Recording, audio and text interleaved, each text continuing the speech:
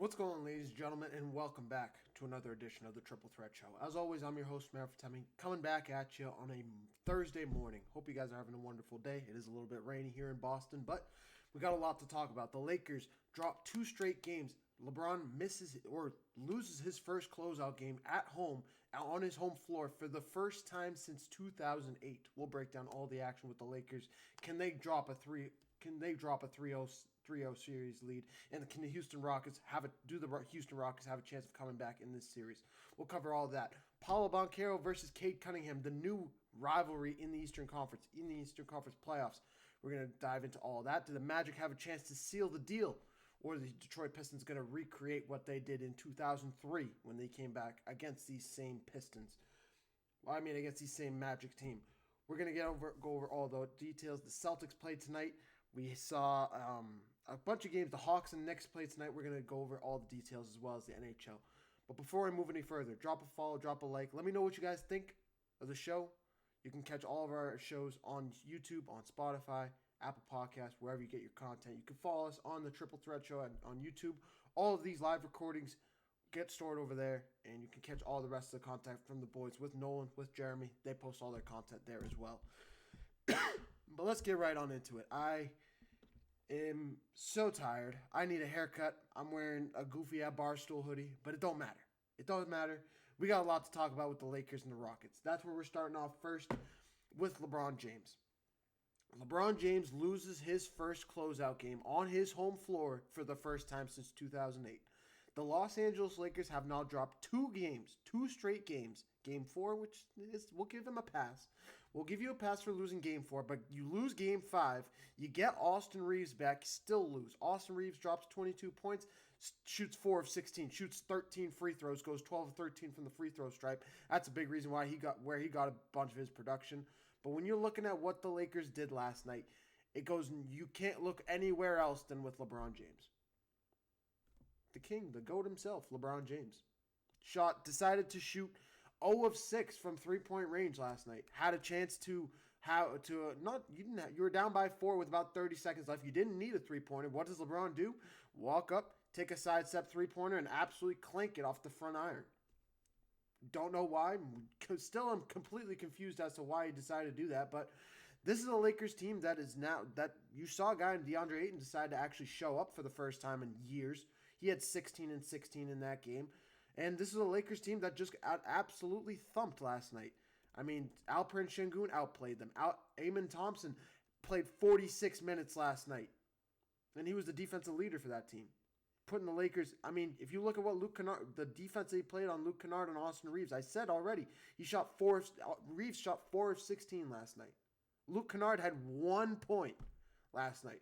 When you look at the beginning of the series, Kennard was a 20-point machine. And he was a big reason why the Lakers were in the spot that they were, up 3-0 in this series. Now Amen Thompson's playing defense on him, clamping him. You have Marcus Smart playing the point guard position, absolutely looking like he's back to his Celtics days, or if you want to go look at his regular season self when he was with the Lakers this year. Marcus Smart he's not a prime point guard. He's not a good ball handler, unfortunately. He's a good defender. He's a decent two-way player. He plays more of like a shooting guard, though, than he is a point guard. Unfortunately, he's just not. He's not. As much as I like to say he is, as a Celtics fan. He's not. Marcus Smart was abysmal last night. You'd probably want anybody else out there as your point guard than Marcus Smart. He had, 6 turnovers last night? 6 turnovers for the kid. 3 of 7 from the free throw from the field. All of his shots came from 3-point range. 5 rebounds, 2 assists, and 6 turnovers. You think you're going to win a game like that against the Rockets, the way that they play defense? And oh, by the way, they had a guy by the name of Jabari Smith Jr. that remembered how to finally shoot the 3, made 4 3-pointers last night, and played a big role in their win last night. Torrey Eason hit a couple threes. Reed Shepherd finally remembered him. He can actually shoot the 3. Remember him from UConn from last year? He's a rookie, this kid Reed Shepherd. And he came last night and put up 12 points. 12 big-time points for the team. Nobody went crazy outside of Jabari Smith. Even Amen Thompson played, like I said, 46 minutes, but only 15 points for the kid. Nobody went truly crazy for the Houston Rockets last night. But there were 6 guys in double figures. And like I said, it was all about Jabari Smith and his ability to shoot the three. That is the main reason why the Rockets got it done, as well as their defense. But I still blame the Lakers. I still blame the Lakers because you have, I said 16 and 16. DeAndre Ayton had 18 and 17 last night. When have you seen DeAndre Ayton have a double-double like that? You haven't seen that since the days when he was with Phoenix, when the Phoenix Suns were a finals contending team, when they made the NBA Finals in 2021. That was the last time we've seen DeAndre Ayton play to that level. Now, his defense is still suspect, and he still walks up and down the court showing no urgency whatsoever. But in terms of his ability to get offensive rebounds, in terms of his ability to get second-chance shots, DeAndre Ayton had a phenomenal game last night. And I give him a lot of props for the way that he played. He was probably the one shining light for this Lakers team. LeBron, congrats. You had 25 points. You also shot 0 of 6 from 3 and completely lost the game for your team. Austin Reeves, congrats. You scored 22 points. You also had scored 12 free throws. You shot 4 of 16 from the field. Nice to see you back on the court, but you were a -5 on the court. 3 turnovers, 6 assists. Congratulations, but this is a Lakers team. If they play the way that they did last night, again, never mind just in Game 6. If they played the way that they did 2 more times, this team is going to get swept. This team is going to lose. This team will be the first NBA team to lose a 3-0 series lead if they play the same way they did last night. Now, I'm not going to say they are, because I do think Luke Kennard will have a bounce-back game in his next game. I don't think he's going to put up 4 shots in 30 minutes. I think that was just Amen Thompson. I truly just believe that was Amen Thompson, and Luke Kennard, for whatever reason, just not only couldn't make a shot, just wasn't taking the shots. It was Marcus Smart. It was Ayton. It was LeBron. It was Rui Hachimura, who went 5 of 11 for whatever reason. Yes, Austin Reeves coming back is going to impact Kennard's shooting because he is the primary shooting guard. Reeves he's going to be the starting shooting guard for the team. But in terms of who lost this game last night for the Lakers, in terms of what this means for the Lakers down the stretch, you have to give Ime Udoka credit. From the way that this team looked in Game 1 and Game 2 to how they've looked in the last 2 games, it's night and day. The defense is completely flipped. And honestly, I was listening to my guy, Chailtown. If you guys know Chailtown32 on TikTok, live every 9 a.m., knows all his shit. He's like the unk of NBA basketball. If you guys know what I'm talking about, you know what I'm talking about. He brought up a good point. Kevin Durant hasn't played since Game 3. He's already been listed as out for Game 6. What if the Rockets win Game 6, he comes back for Game 7, and the Lakers win in Game 7? Mind you, the last time we saw KD on the floor, he had 9 turnovers in a game. 9 turnovers in a game. Do you know how bad that would look for KD's career? I mean, KD's career has already kind of been stained. I mean, he's only won championships with Steph Curry. He's blown a 3-1 series lead against the Warriors. He sucked against the Spurs in 2015. He got swept by LeBron James in 2013. 13? Yes. It's literally been 13 years. I had to question my own knowledge. Even if you want to go ahead of that, he got swept by the Celtics. He lost in 7 to the Bucks, even though he was just an inch off. I mean, this Kevin Durant hasn't really done anything for the Rockets. Hasn't done anything outside of being hurt with a knee injury. This is supposed to be the leader of the Rockets team. This is supposed to be the Kevin Durant that the Rockets decided to move off of Jalen Green for, which has proven to be one of the more underrated dumb moves in NBA history. And that's going to be something we're going to be talking about in the offseason if Kevin Durant decides to request a trade out of Houston, which is on the table right now, according to a lot of sources at ESPN. David McMahon was talking about it early last week. It's very possible. This is a Rockets team that is trying to find any sort of salvage for their future. Mind you, Jalen Green, by the way, has averaged 30 points a game in the playoffs this year. Yes, they got swept by the Thunder, but that's because they played the Thunder. If they played the Lakers, if they played the Rockets, if the Suns played the Rockets in the playoffs, I would probably pick the Suns to win that series. I would. The way that they were playing. The way that the Suns were playing in the play-in tournament and throughout that first round series against the Thunder. You got to give them credit where credit is due. And you got to give Jalen Green a lot of props. But as to the current conversation with Kevin Durant, if he is to come back in Game 7, if the Rockets are to win Game 6 and come back in Game 7, just call it, and the Lakers were to win Game 7, just call it a career, bro. Just call it. Kevin Durant, you're one of the best pure scorers in the league. We know your mid-range jumper is ice. Every time you shoot it, it's like SGA. The only other guy I can compare to Kevin Durant's shot is what SGA does on the floor night in and night out from the mid-range. He's one of the best. He's one of the best mid-range shooters in the NBA, in NBA history.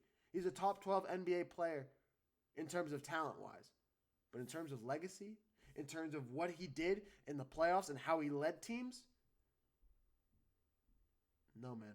This would be one of the worst stains on his career. And it's already been tarnished enough. So I would just say call it a career. Just call it a career if you're Kevin Durant. But to the Lakers side of things, they have to figure out something offensively. You have to figure it out, whether it's Kennard, whether it's Rui, whether it's LeBron actually being able to shoot the three. Either be able to shoot the three, test it out in the early going. If you shoot and you miss your first three-pointers in the first half, congratulations. If LeBron took 3 or 4 3-pointers in the first half and made none of them and decided to pass up the 3 or only maybe shoot 1 in the entire second half, I would be fine with it. But what I'm not okay with is him to go walk up the court when he's 0 of 5 from 3, sidestep 3 with 30 seconds left, down by 4, and the Lakers brick it. And it pretty much ends the entire game. Because what? You foul, who'd they foul? I think they fouled Amen Thompson on the other side. Bring Amen, or maybe it was, I don't know who it was. They foul whoever was on the other side with like 20 seconds left. They make both free throws, and it's back to a 6-point game with 27 seconds left. You're not going to win. It's over. You're not going to win a game like that if you're the Lakers. But I digress. At the end of the day, this only helps the Oklahoma City Thunder, who get the winner of this series, who are sitting there looking pretty, just waiting for whoever they get. Jalen Williams needs his time to get healthy. He's out indefinitely right now with a wrist injury. He was out with a wrist injury throughout the regular season. He's now back on that wrist injury. When is he going to come back? A lot of people are speculating the conference finals. But at this rate, he might be back by game 4 in the next round because of the amount of time, the amount of rest that he's getting right now. The Lakers were supposed to win this series in 5 games. They were supposed to win last night. All the signs pointed to the Rockets win game 4 because they don't go down like that. They're not going to slouch. But the Lakers go out, come back home, and they win game 5, and that's it. They go ahead and move on to play the Thunder in the next round. Now, it's a brand new series. You're going back to Houston after losing 2 straight games in the way that you looked last night, while the Thunder are sitting there just waiting, happily waiting, and getting healthy, which is not only what the Lakers don't want, what the entire league is afraid of. Because a healthy Oklahoma City Thunder team at this point is probably going to win the entire NBA championship. He's going to win the finals. They're going to beat the Spurs, they're going to beat the Nuggets, and they're going to beat whoever comes out of the Eastern Conference. At this point, it doesn't matter who comes out of the Eastern Conference. It just doesn't. So, that's all I got for this series. We'll probably touch on this. I think Game 6 is what? Friday? Yes. Game 6 is tomorrow at 9:30. So, we'll be back tomorrow to preview Game 6. But the Lakers need to figure something out offensively. If you're the Rockets, you keep it up. You need Jabari Smith to continue to provide that 3-point shooting. You need at least somebody to get hot. Yes, a bunch of 10-point scorers is cool. But if you can't score from outside and you're just relying on that defense, you might have gotten the Lakers once, but it's going to be tough to get them again. I just don't think... Maybe you do. Maybe you do. But I wouldn't count on it if you're the Rockets. That's all I'm saying. Let's switch gears over to the other game last night. The quote-unquote better game. Honestly, I would call it a better game. 2 guys that decided to put 45 points on each other. Possibly what's going to be the next rivalry in the Eastern Conference between the Orlando Magic and the Detroit Pistons. This was a phenomenal game last night. The Pistons led this game pretty much the whole way, but the Magic coming on really hot down the stretch. I mean, the Pistons looked like they were going to run away with it. 6 minutes left, they were up by 12. They looked like they were running away with it, and it was over for the Magic. Magic just hang around. Desmond Bane hitting three-point shots. Jalen Suggs hitting three-point shots. Wendell Carter Jr. still trying to figure it out offensively. Not his best game for him, but, I mean, the rest of the crew decided to show up. Hang around.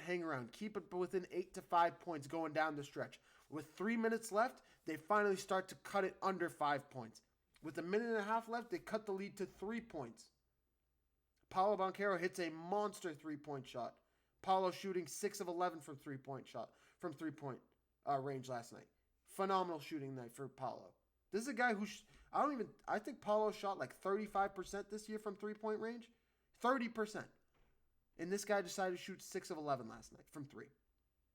That's what it means to be a franchise player. That's what it means to show up without your second best player for the Magic and try to close out this series in Detroit and put the foot on the Tigers' neck. The Pistons are good enough to go out there and win 3 straight games. They're good enough defensively, and if they can get some more help like they did last night from a Duncan Robinson, from a Tobias Harris, from an Asher Thompson whenever he decides to figure it out offensively, they can do some things. But if you look at it right now, it's all about Paolo and it's about Cade. Like I said, both of these guys putting up 45 against each other. 45 for Cade. He has the singles. I think he scored the most points in a single playoff game. He's now the record holder. He passed up Isaiah Thomas last night. He's one of the best. This Cade Cunningham that's shown up in this series. This is the MVP Cade Cunningham they remembered. Down the stretch of last night's game, every single time down the stretch of the game, Cade Cunningham put the ball in his hands and everybody just I said every single time, it's Cade time. He just shows up, crossover Asher Thompson, crosses over Paolo Banchero, and hits a nasty fadeaway every single time. His mid-range game is so pure. It's unbelievable. He's one of the best players in the league right now. He's walking and he's rising up to the occasion every single time. That's what Cade Cunningham is down the stretch of these games. Without a guy like a Jalen Duren with him. Jalen Duren's been pretty much anemic in this series. Been pretty much taken out of this series. And instead, it's a guy in Cade Cunningham that's been carrying this team, that's won them 2 games, that is now sending this series back to Orlando for a Game 6. It's going to be up to if Franz Wagner can go. I think Franz is most likely going to be out for this series. So I think it's going to be back on Paolo's shoulders and on Desmond Bane's shoulders. Desmond Bane didn't have his best night last night. I mean, he didn't have a bad night. He still scored. He still had 4 3-pointers, still had 18 points in this game. And they got a lot of contributions from Anthony Black with 19 points coming off the bench. That's a guy that you need to continue to facilitate, and he needs to keep putting up numbers. Him, Jamal Cain, Jalen Suggs, these guys need to show up for you offensively if the Magic are going to win these games. You have 2 chances. Honestly, I think if the Magic lose Game 6, they're going to lose Game 7. You're not going to go into Detroit in a Game 7 without Franz Wagner and think you're going to beat Cade Cunningham and the Pistons. It's just not going to happen. If the Magic are going to win this series, they have to win it on Friday night. They have to go back home and seal the series on their home floor. Because if they don't, this series is going to get out of hand really quick. Cade Cunningham is that good. He's been shooting the ball too well. And the defense that the Pistons play with Isaiah Stewart, with the way that he's been able to clean up Jalen Duren's act, with what he's been able to do defensively for this team. Yes, he plays like he's an NFL player. But he's just a body. All you need him to do is put a body on Wendell Carter Jr. and just tire him out. And get rebounds. Yes, you can ask him to put in some putback dunks, but all you need him to do is be a body and be just a tank in the paint. And that's what he is. He's a guy he's like 6'4", 250. Or I think he's probably closer to 230. But still, he's a tank of a human being. And that's all you need him to do, Isaiah Stewart. But like I said, the Magic have to win Game 6 if they're going to win this series. If it goes to a Game 7, this series is over. It's over.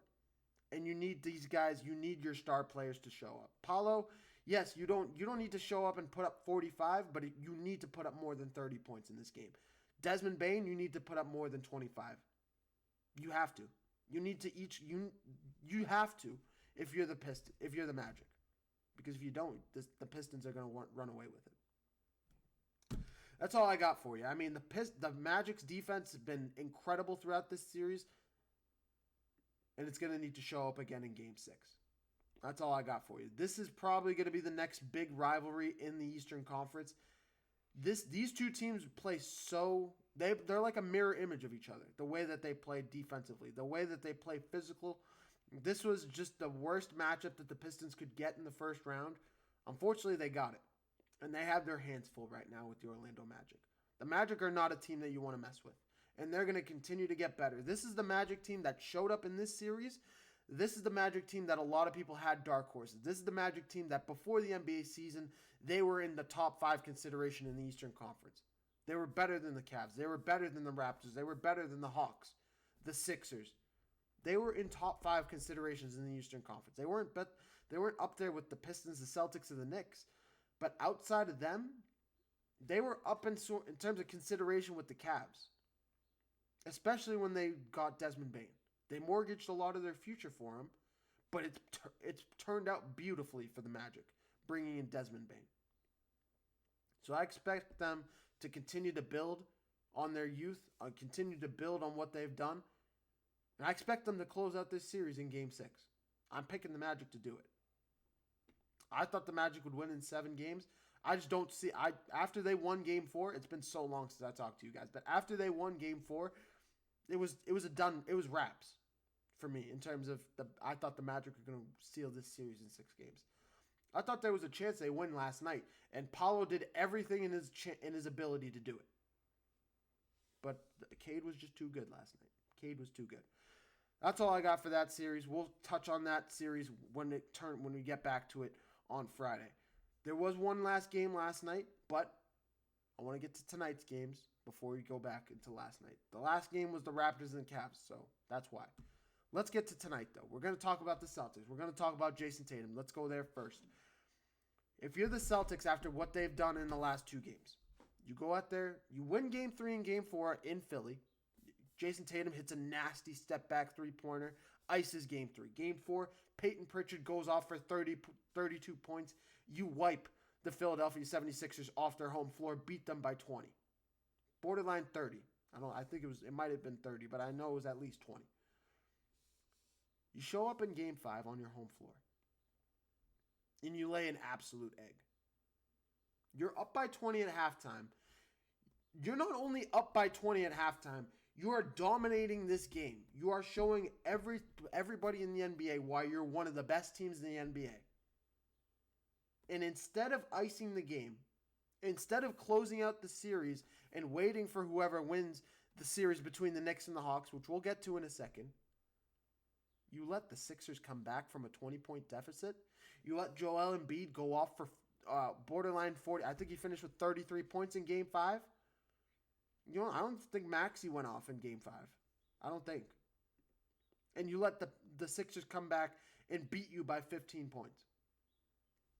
This is the same Boston Celtics team that we're talking about right now. Let's just go over the numbers. 33 points for Embiid. Congratulations. Didn't even shot 0 of 5 from 3. Paul George for 16. Congratulations. About what we expect. Maxey went off for 25 and 10. About what you'd expect. Quentin Grimes had a great shooting night, shooting 5 of 8 from 3. 18 points for the kid. He continues to show why he's a good bench piece. I'd honestly say that's probably a big reason why the Sixers won that game. But I want to get to the Celtics side of things.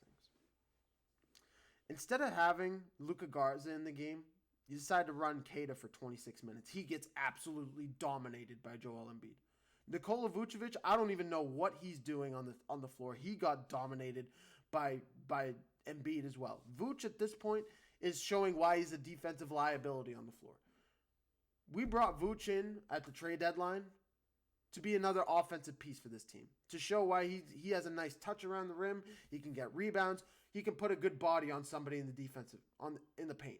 Whoever the center is, whether it's Jokic, whether it's Embiid, all he has to do is put a body on him. Instead, he's getting body in the paint. Everybody, no matter who it is. Jakob Poeltl could show up in Boston and go off for 20 and 10 right now against Vooch. And Jakob Poeltl's a good center. He's an underrated center, but it's still Jakob Poeltl. This is Embiid that we're talking about right now. Cade can't do it by himself. If Vooch can't do it, put Garza in. You only put Luka Garza in for 6 minutes. On top of that, why is Baylor Shireman only playing 9 minutes a game? Why is Hugo Gonzalez not playing more minutes? Only playing 2 minutes. The rookie that's been playing unbelievable, played unbelievable throughout the rookie season. You don't play him at all for whatever reason. You're fine playing Cade, but you don't play him. You're fine running Derek White for 36 minutes, even though he's been shooting 25% from three. He's averaged like 8 points a game. But you don't run a guy like a Baylor Shireman for at least 15. You don't run Hugo Gonzalez for even 10 to show that he can even at least put up a spark for your team. I think the Celtics have to get to a point with Derek White right now that when he doesn't have it, when he can't score, I don't know what his numbers are. I think he's shooting like 25%. I saw it after game 4. After game 4, I mean, we can go down the numbers. Let's take a second and go down the numbers, shall we? Derek White. This is the Derek White that the Celtics have loved. We've loved for the last couple of years. He's been phenomenal for them this season. We don't mind it. In this series since game 1. Game 1 he has 10 points. 2 of 7 from 3, 4 of 10 from the field.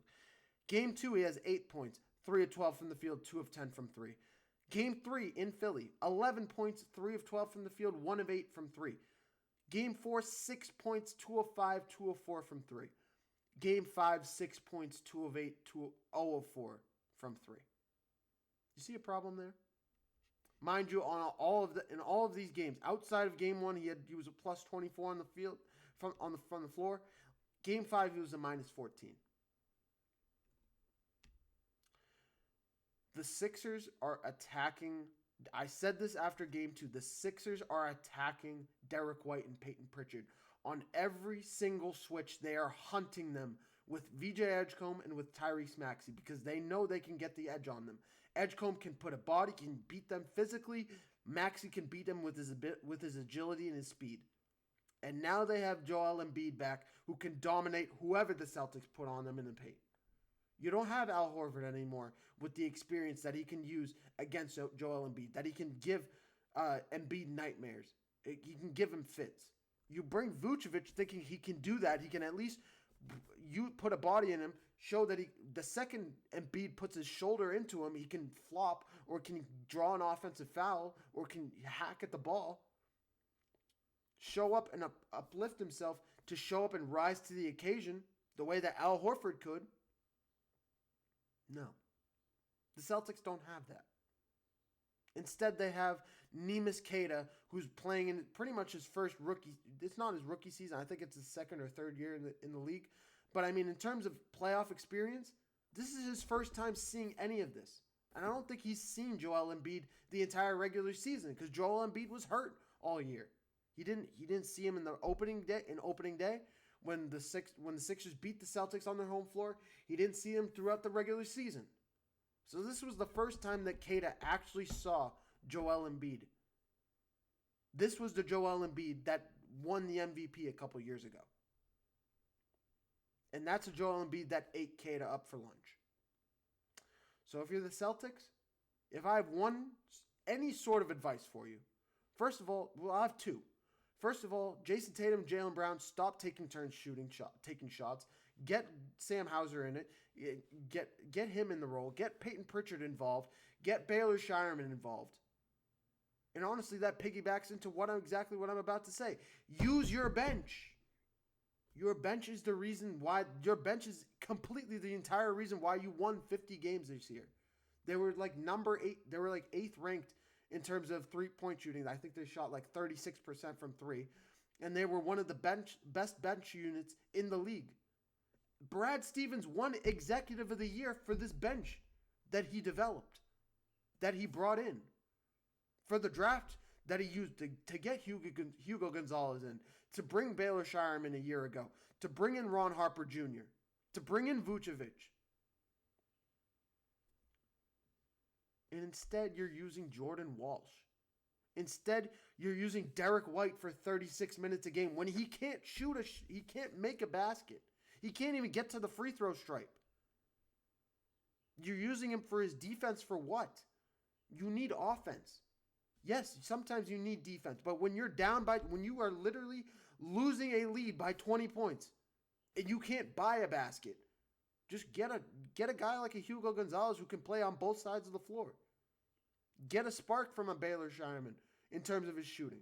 Pritchard didn't have it last night or in Game 5. He shot 1 of 5 from 3. I honestly didn't even think he shot 5 of 10 from the field.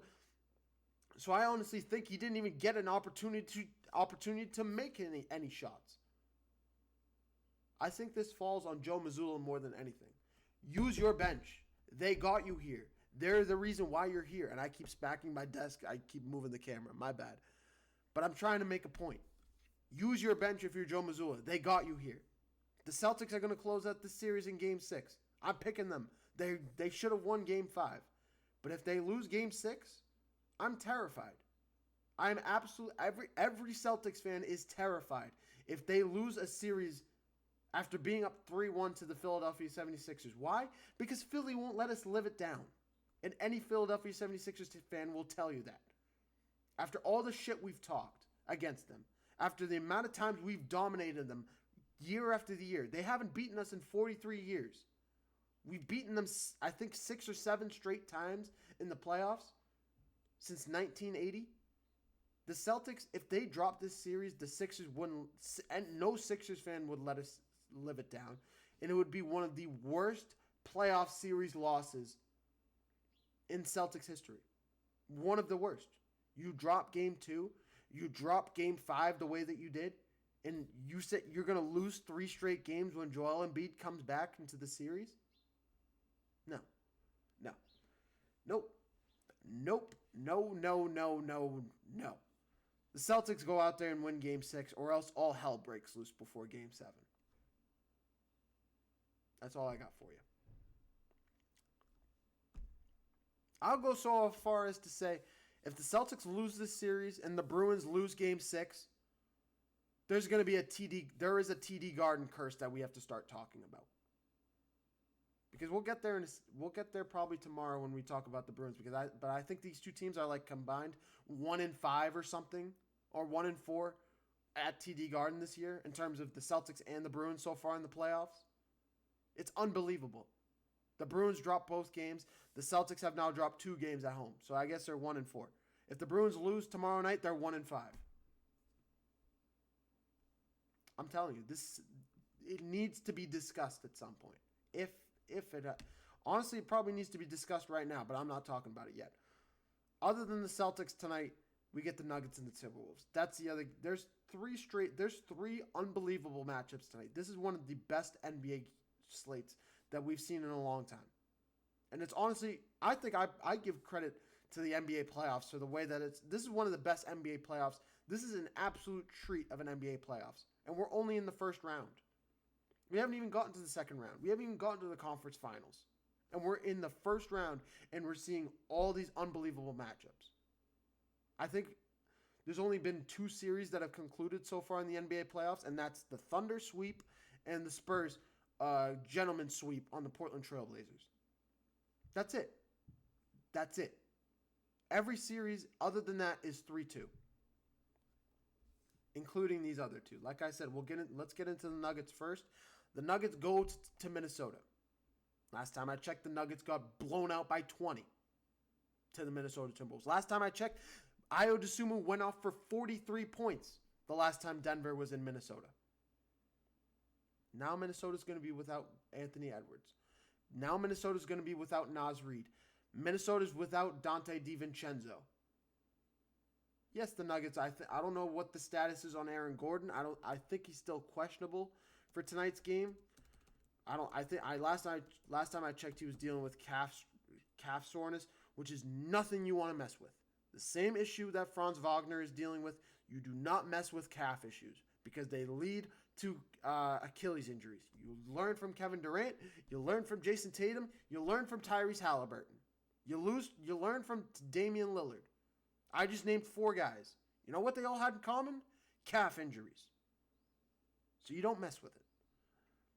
Aaron Gordon, I expect them to keep him out. Maybe he comes back tonight. I honestly hope he doesn't, but we'll see.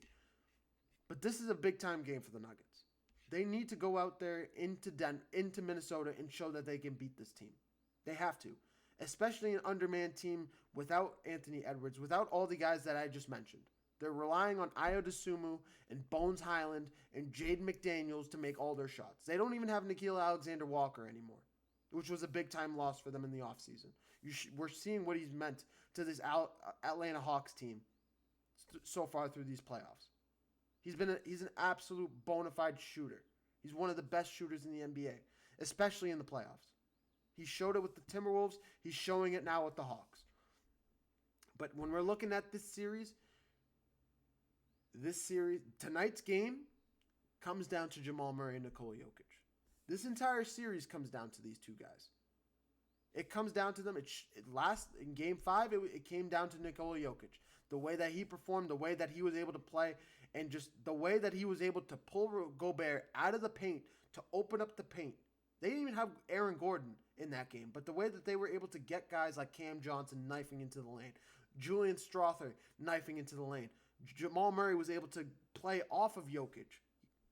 I mean, that's what you need him to do. You're asking him to do more, but he has to do that if the Nuggets are going to have any chance to beat the Timberwolves in this series. They need to pull Rudy Gobert out of the paint because he is clogging the paint. He knows Jokic is going to go into the paint. If he doesn't have the ball, he's going to sit there and try and play bully ball against Rudy Gobert, try and get a pick and roll going, or just try and sit there and wait for the rebound. That's what Jokic does. Or if you can pull him from the three-point stripe, or pull him out into the three-point stripe and try and use Jokic's passing ability, it just opens up the entire playbook for the Nuggets against this team. Because the Timberwolves just don't have 5 guys that can deal with these guys. They have 2, Jaden McDaniels and Rudy Gobert. Outside of these 2 guys, they don't have any sort of bona fide defensive guys. Yeah, I like Julius Randle, but he can also get eaten up for lunch as well. He had 5 turnovers in Game 5. Yeah, he had 27 points, but he had 5 turnovers in that game.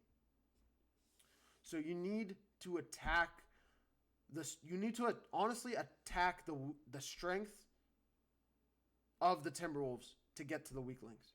You need to attack those 2 guys in McDaniels and Gobert. Put them on islands.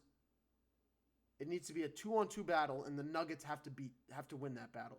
If the Timberwolves win, if their defense shuts down the 2 best players in the Nuggets have no chance in this series. They don't.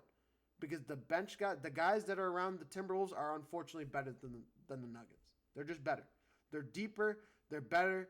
They're playing with more poise, more effort. They're younger. Ayo Dosunmu is playing unbelievable, out of his mind throughout this series. He had 18 points in Game 5. He had 43 in Game 4. I think he had 20 in Game 3 and Game 2 as well. So it comes down to the stars of this series in the Denver Nuggets. If the stars don't show up, the Nuggets aren't going to win this game. That's all I got to tell you. Honestly, I'm looking at Cam Johnson to show up. I'm looking at Christian Braun to have more than 9 points tonight. I'm looking at Tyrus Jones or Julian Strother to show up in a big way. Or Tim Hardaway Jr. if he can make a couple big three-pointers. That any sort of lift that the Nuggets can get against this Timberwolves team, any sort of contributions that they can get from this bench will mean the world. If I could actually talk, I apologize. But will mean the world for the 2 best guys in Jokic and Murray, because it will take some of the pressure off of them. That's what it comes down to.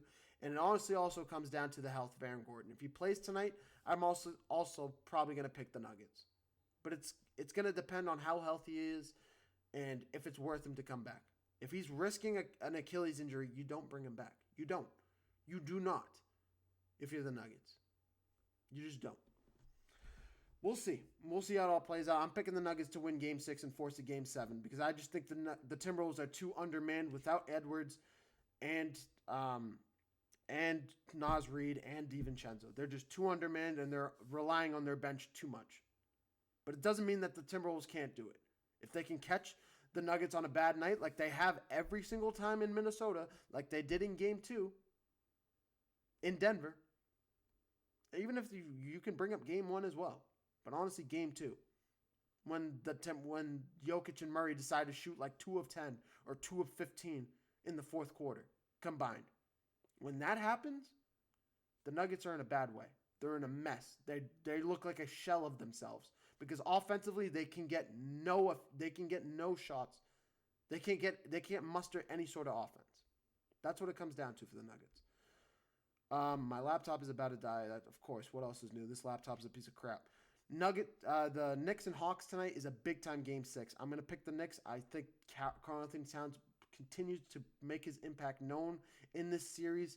He's the impact guy of this series. He's the guy that can completely transform this series because the Hawks have no answer for him. Zero. So I expect Karl-Anthony Towns to show up in a big way once again tonight. And the Knicks go into Atlanta and close out this series. A lot of Knicks fans are worried. You can be worried about the Hawks, but you also have Jalen Brunson. You also have Karl-Anthony Towns. You also have a lot of experience compared to some of these guys in the Atlanta Hawks. So close out this series and go ahead and wait for whoever wins against the Celtics or the Sixers. Honestly, in my opinion, I hope it's Boston because I want to see that rematch of last year. Knicks-Celtics rematch of last year. Jason Tatum returns to MSG in the playoffs. Phenomenal storyline, one of the best. But we might not get that. We'll see how it all plays out.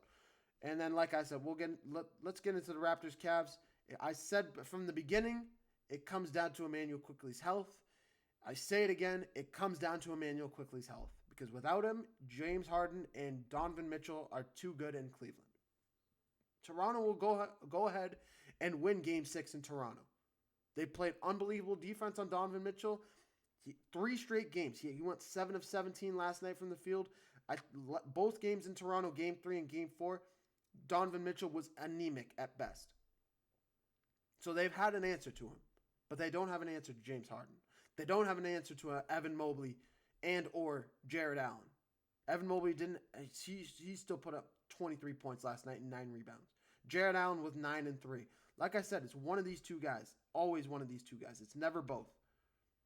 So I'm looking at these guys to show up in a big way. I think the Cavs go out and win Game 7 and it closes out the series. But the Raptors go ahead and win Game 6. If they get Quickley back for a Game 7, it changes things. But he hasn't shown up so far this series. I'm not making any more assumptions about that. Really quick in the NHL, because this is not only an NBA playoffs, the NHL playoffs are in full-fledged. The Pittsburgh Penguins fall to the Philadelphia Flyers. One good thing for Philly. Worst comes to worst, if they lose tonight, they still get the Flyers to look out for. The Flyers go ahead and move on to play the Carolina Hurricanes, which I think they have a good chance to beat the Hurricanes. The Flyers have been phenomenal throughout the regular season, throughout the playoffs. Outside of these last 2 games, they've had a phenomenal postseason. But over these last 3 games, honestly, the Penguins have taken it to them. It's been Sidney Crosby that's put this series on his back with the other 2 guys in Pittsburgh, Anthony Mantha and what's the other kid? I can't remember his name right now. Elmer Soderblom. These 3 guys, I might not be. There's 3 guys on this Pittsburgh Penguins team. It's a trio. I wish I knew more hockey. I apologize. But there's a trio on this team that's been on this team for the last 20 years. Crosby's over 40 years old. I know Anthony Mantha is the other, and I know there's one more. I just don't know exactly who it is.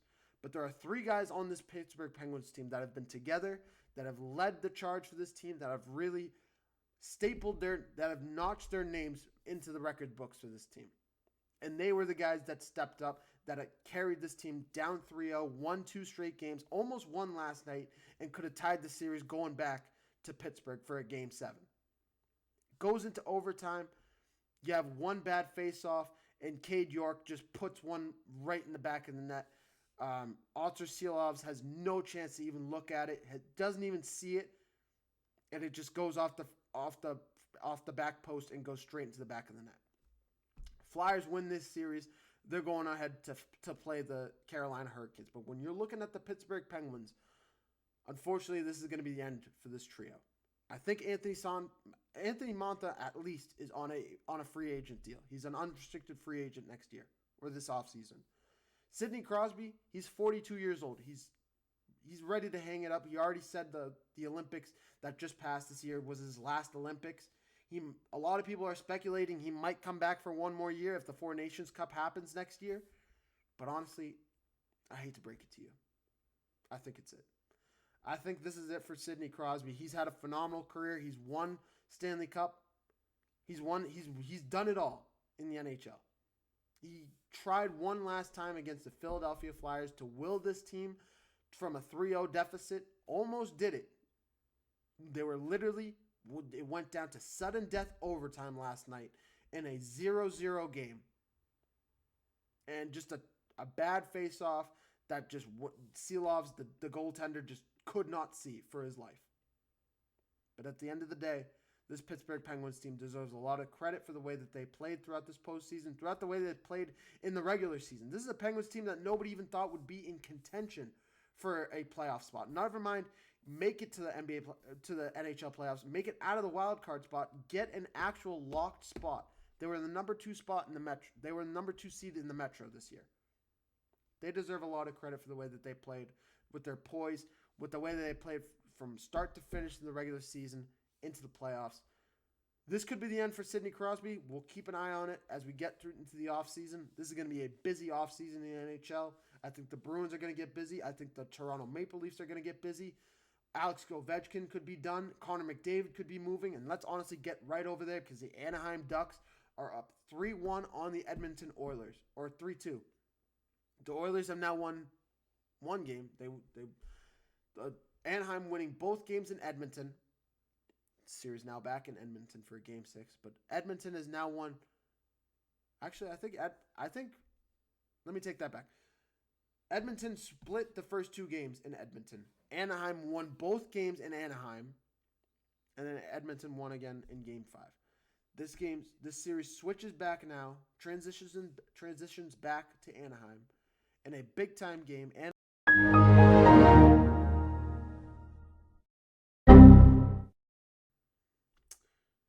just like that, your boy's back. My bad, guys. My laptop died again, just about like I said it would, and just about what you'd expect. I apologize. I hate this thing just as much as you guys do. I cannot wait to be done with it. I just need to get a new battery in this thing, and I'll be all good. But let's go back to what I was talking about with the NHL. When I was talking about the NHL, all I was saying was I was talking about how the Penguins are in a tough spot with Sidney Crosby. He's probably going to retire really, really soon. I'm honestly going to do a quick rundown of what I was talking about.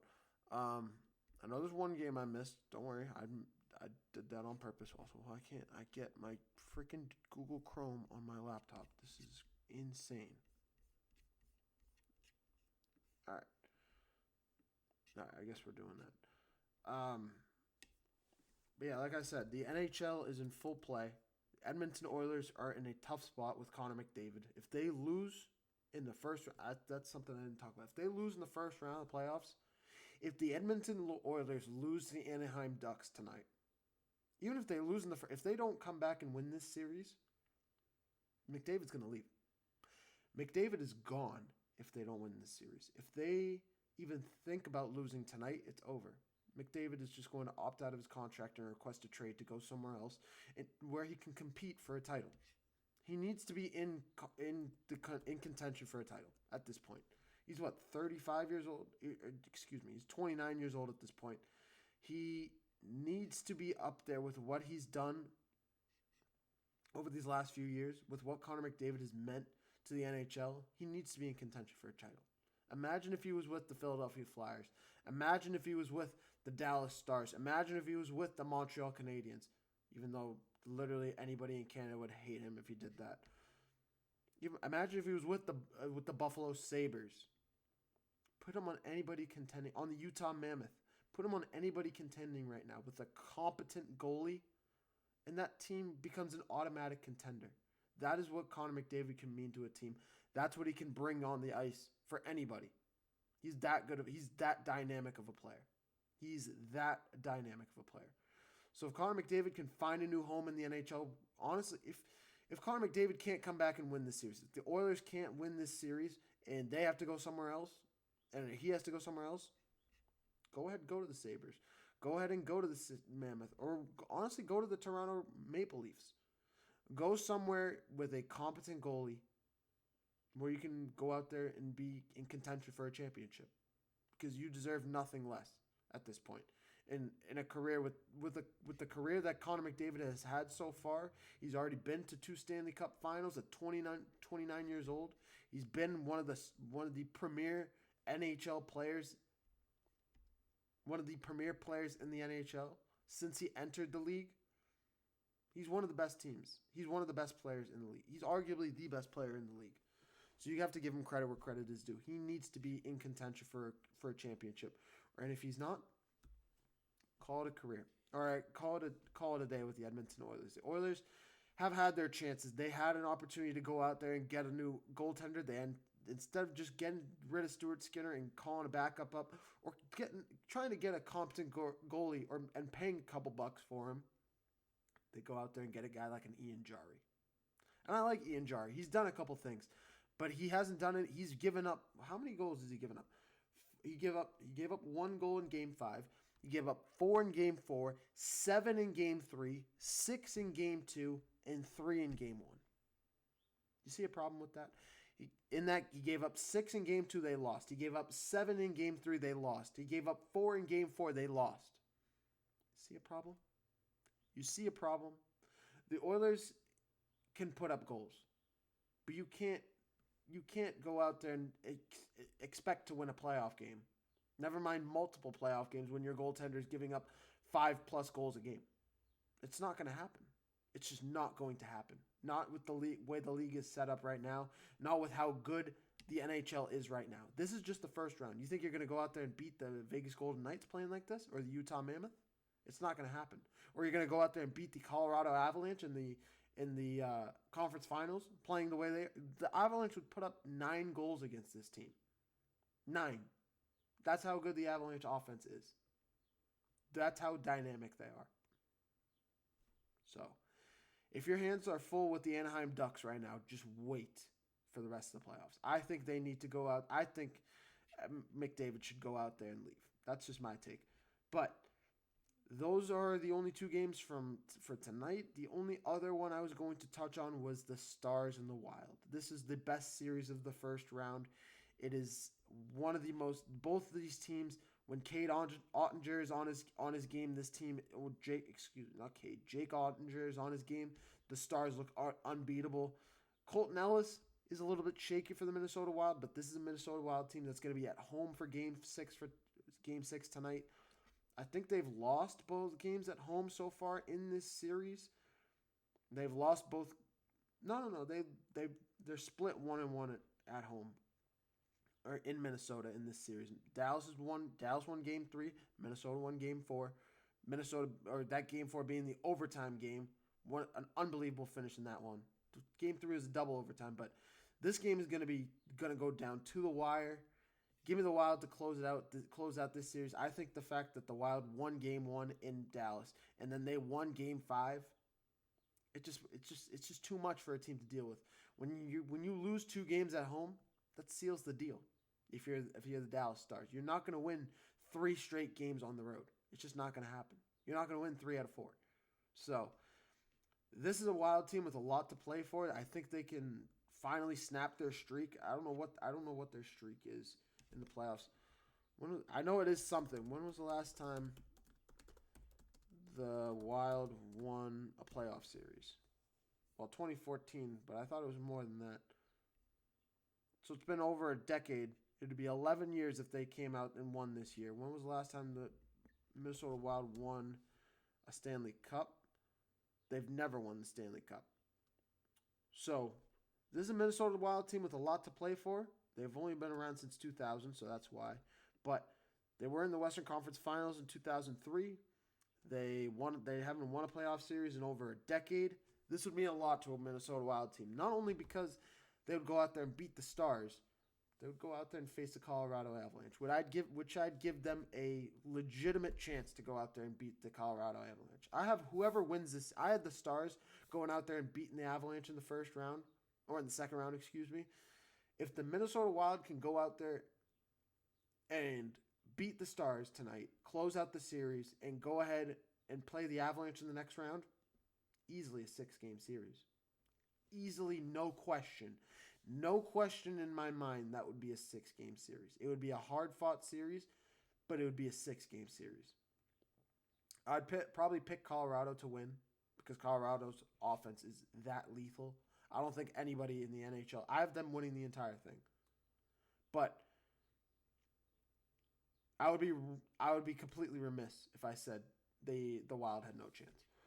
So give me the Wild to go ahead and close out this series tonight against the Stars, and then we'll see what happens in game 1 between them and the Avalanche. I'll be back to preview that game and recap tonight's game tomorrow, and we'll go ahead from there. There is a full slate of games tomorrow as well. Game 6 with the Lightning Canadiens. Bruins are back at home against the Sabres. Vegas tries to go ahead and close out Utah in Utah tomorrow night. Full slate of games tomorrow. We'll touch on all of that, as well as the NBA. We'll recap all those games. Last thing before I close out the show, 2 things actually. First, let's talk about George Pickens. George Pickens is an absolute monster. He has meant a lot for that Dallas Cowboys organization. You saw what he meant to Dak Prescott and CeeDee Lamb, giving CeeDee Lamb more space to run on both sides of the field. Having a double-headed monster on both sides of the field, it makes your offense pretty much unbeatable, especially with a guy like Javonte Williams in your backfield and a guy like Dak Prescott throwing you the football. I'm not saying that they're going to go out there and win a Super Bowl. I'm not crazy. But George Pickens being back on this team means the Cowboys are back in playoff contention. The Cowboys, with this defense that they've built over there, they bring in Rashawn Gary. They brought in another guy, I can't remember his name, but the Cowboys have done a bunch of things in the offseason so far this year, and they're going to continue to build on what they built, what that offense was dealing with last year. I think they're going to continue to grow. I think this team is just waiting for a year where they can all stay healthy, where they can get an offensive line that can protect Dak, and Dak can finally actually be able to throw to a healthy CeeDee Lamb with George Pickens standing across from him. This Cowboys team would be lethal with those 2 guys in the field together. And they were lethal last year when they were together. This Cowboys team has an opportunity to shock the world. They're not going to go ahead and win a Super Bowl, but they do have a chance to go ahead and win the division, I think. It puts them in contention, dark horses, but in contention with the Giants and with the Eagles. The Giants, we have to legitimately say they have an opportunity with the way that they've built that team. And I'll be back probably another day to really break down what they've done. The New York Giants, the New York Football Giants need to be put on every team in the NFC's bulletin board, and they need to be looked at as legit Super Bowl threats to come out of the NFC. They have that good of a roster. They have that good of a coach. They have everything you need to be successful in the NFL. A good run game, a unbelievable wide receiver core, a good offensive line, a good defensive line, a good quarterback. The only thing I think they don't have is a secondary. And honestly, if you can't even run the ball, if you have no time in the pocket to throw the football, who cares about a pocket? Who cares about a secondary? Yeah, it might be explosive against some teams, but it won't be explosive against everybody.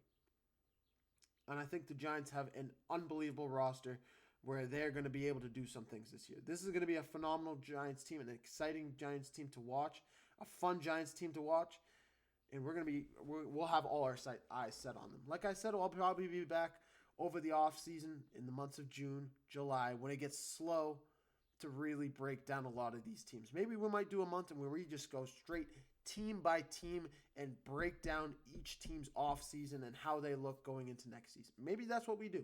I might honestly do that because that's how bored I'm going to be in the summer times. Yeah, we have the World Cup, but late July, early August, it's going to be slow. So we're going to have a lot to talk about with the NFL around that time and around, honestly, in June as well. Don't you worry. But with the with that being said, the last thing I wanted to touch on really quick before I close out the show, I want to see if you guys got any questions for me before I get into it. Nah. This is something you guys, I already put it in my description. This is like a dream come true for me. Being able to talk sports, having the confidence to be able to do that. This is something I want to do full time on the radio. I'm not trying to make this like a promo or a job application. But if anybody on here is like trying to do your thing or trying to live your dreams, trying to talk sports for a living, Go ahead and do it, bro. Go ahead and do it. Because you're talking to a kid who didn't even think he had an opportunity to talk on live sports. Didn't even think he had an opportunity to talk to an audience. Anybody wanted to listen to him. I thought he was going to have to sit there behind a desk writing articles for a living. Instead, he's talking sports. I'm not making any money off of this. I still am working full time, but I'm trying to get somewhere. I got nobody teaching me how to do anything. I'm teaching myself. But I'm going to leave you guys with that. If you guys want to do any sort of sports talk, radio, whatever it is, don't be afraid to build a podcast because these days it's fucking insane to get any sort of job. I'm going to leave you guys on that note. Thank you guys so much for watching. I'll be back tomorrow morning with another edition of the Triple Threat Show. Follow us on YouTube, TikTok. I'll probably throw TikTok on here later today. Probably about the Celtics. We'll see what the flow is. We'll see what we think. But I'll be back later today. Check out the full video on YouTube. I'll see you guys tomorrow.